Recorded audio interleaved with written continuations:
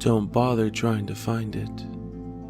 You won't find anything about the name of the town or what happened here. This manuscript will be found long after the events that transpired in this place. But I hope, against everything else, that you're someone in a position of power. I pray to God himself that you could prevent this from ever happening again. But I don't want to give you too much credit. Like me, you're only human, after all. They are not. They've been around for a very, very long time. Fat chance, really. You probably don't want that responsibility. And even if you take it upon your shoulders to track them down, you can't single-handedly stop the children. Their manipulators are not on the grid. Whoever engineered this is in control of the world on a very disturbing level. This is what I want you to do. Read these papers, if they're still legible, and take what you will from them. Don't go on a wild goose chase, and realize that when you find this book, that it will not be in the same place where I left it. They'll move it somewhere else to deceive you. I've left my mark on a tree there. Only then, when you see my name, will you know this is the place. You may have heard of it in the history books, but be assured, any rumors on Wikipedia or Google pages that you pull up will be guesswork at best. None of them are even close to the truth. When you find the place, there may already be another town just like it. That's what I'm trying to stop.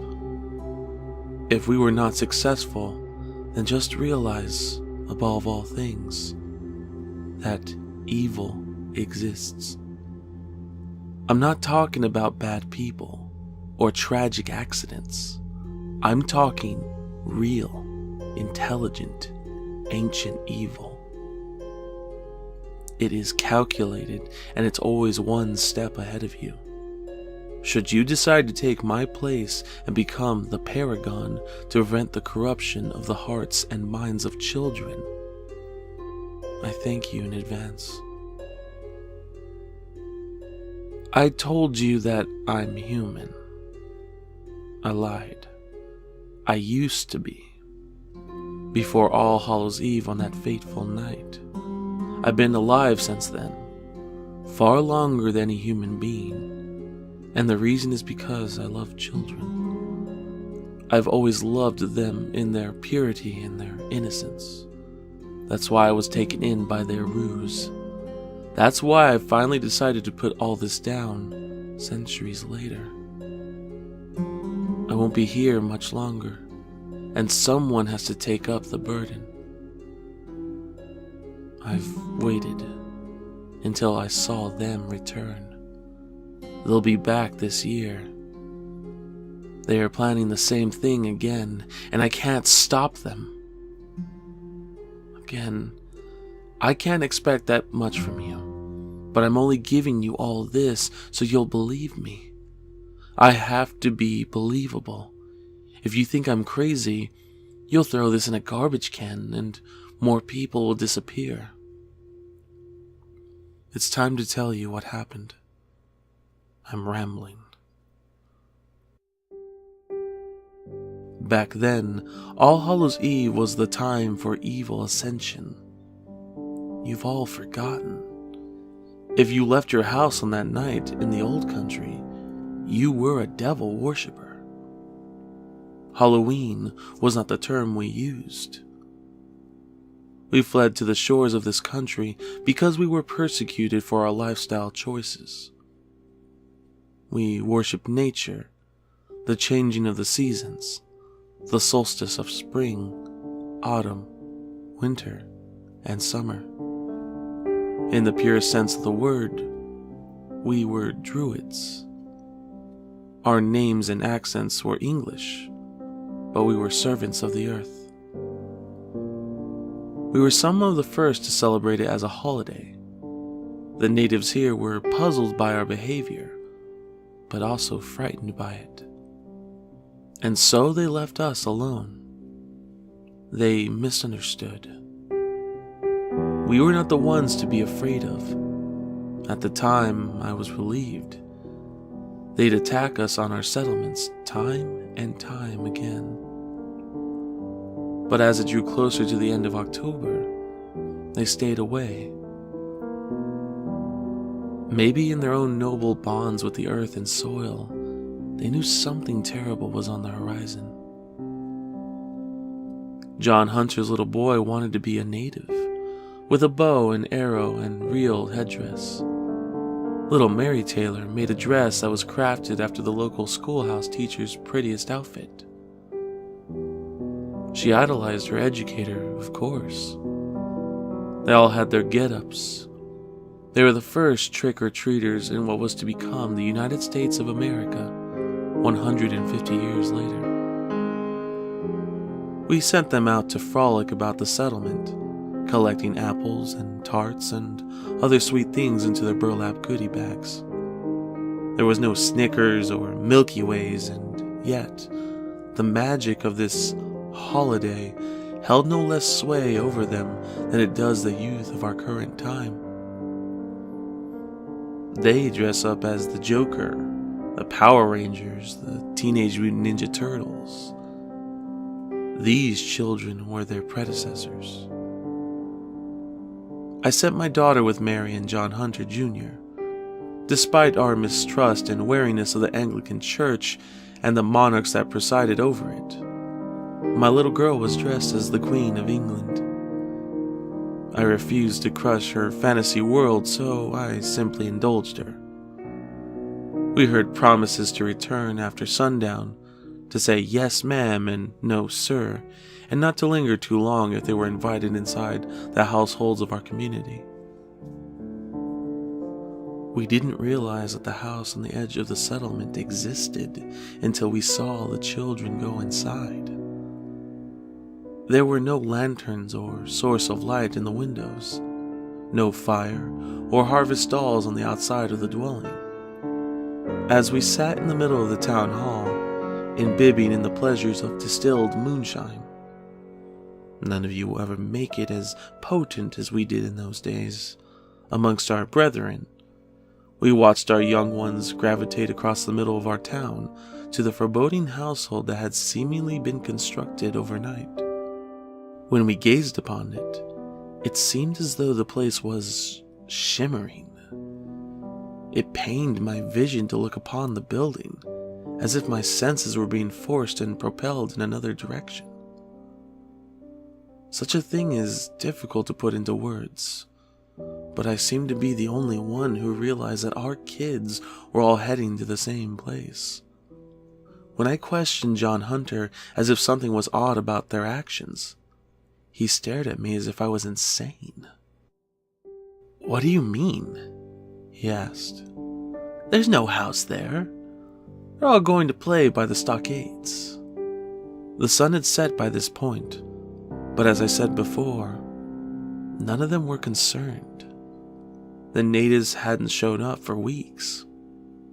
I decided to walk up to the phantom dwelling that only I and the children could see, to peer inside and see who these new settlers were, and why it called to the youths as if it was a black hole in a sea of stars. I tried to stand outside to look through the window, but when I saw what was happening, it was too late. I breached the doorway with my buck knife drawn, but there was nothing about the things inside that I could harm with a weapon.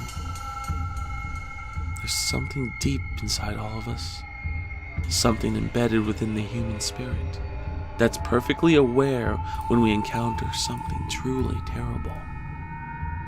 Fear, horror, evil, revulsion. It all hits you in a spastic wave, like a fierce exploding bullet that shatters the innocent parts of your soul with a relentless and powerful fury. I saw it in that moment, standing in that darkened doorway. They weren't people, and they weren't spirits.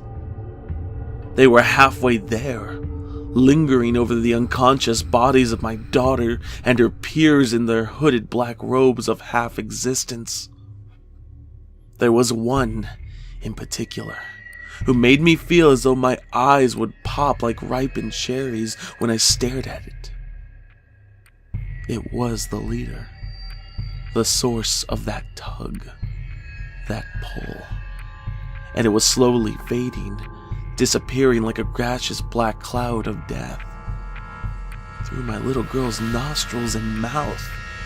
She was gasping for air, as if every breath after the one that pierced it was filled with acid. As if she were hungry for real, fresh air in her small lungs. With every breath, the figure faded deeper into her, along with the rest of them. I wish I could say that I was a hero, and that I hacked them all to bits. I wish I could say that I saved the day and made Halloween a night when the worst thing that children had to worry about is poisoned candy. It didn't happen. There was one of them left, floating toward me on elongated, blackened tendrils of shimmering nothingness.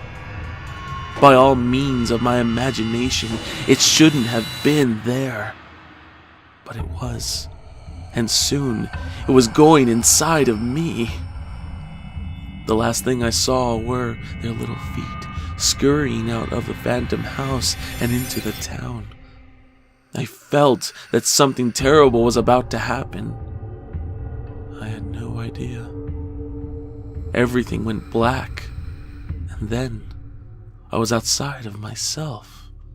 I was conscious, but observing my feet, my hands, doing things beyond my own scope of physical control. They led me and our children into the meeting hall, where, of course, the kids were embraced by the open, loving arms of their parents. I witnessed the betrayal, the brutal moments in which the truth instilled by the love of their family and offspring would transform into a cause for the destruction of our village. They absorbed them. There's no better adjective for what happened. One moment they were there, and seconds later there was nothing but dark essence filtering in through the eyes and nose and mouth of their devil children.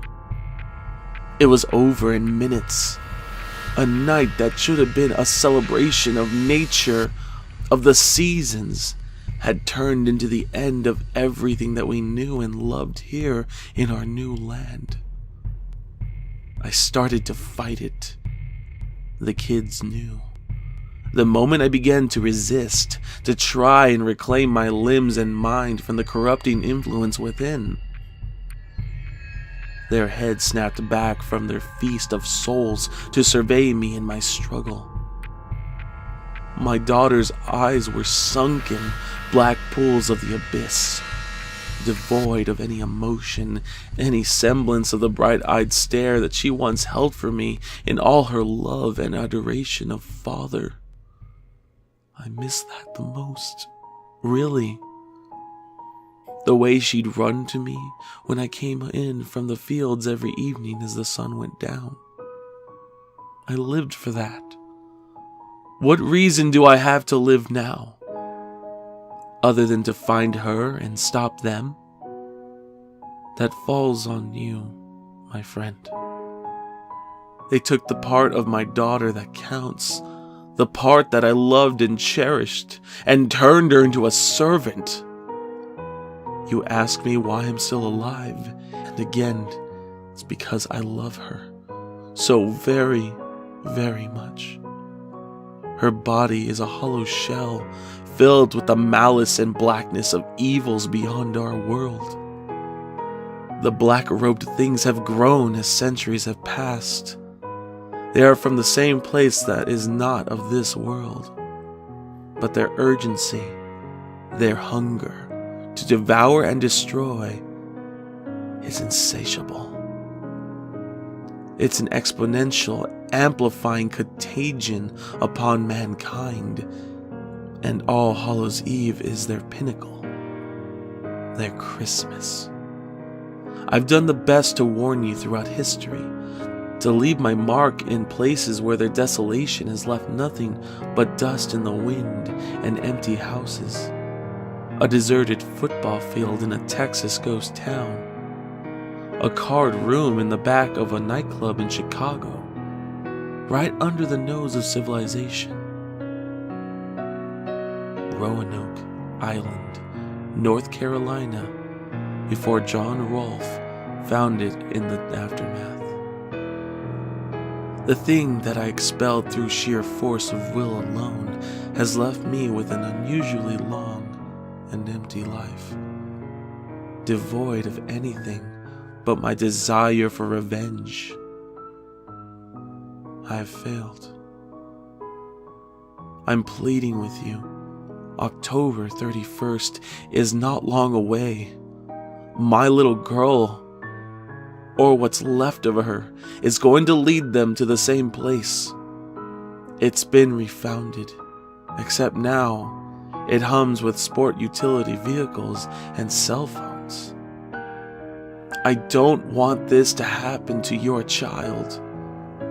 Go to Roanoke and stop them from repeating the ritual. Those bodies they inhabit now are frail, on their way out. It's almost been 500 years. They'll need new ones on this Halloween. Look for a building that appears as though it shouldn't be there. It will be across from that very tree where I signed my name, where I made my mark.